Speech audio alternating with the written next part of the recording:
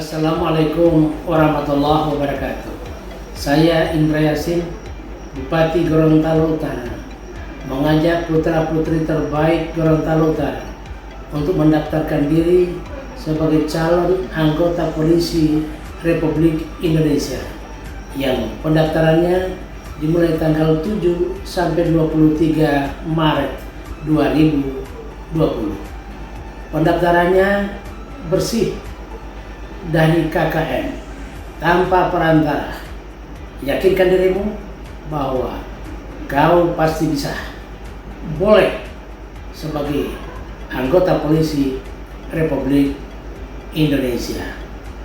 Siapkan dirimu baik fisik maupun mental.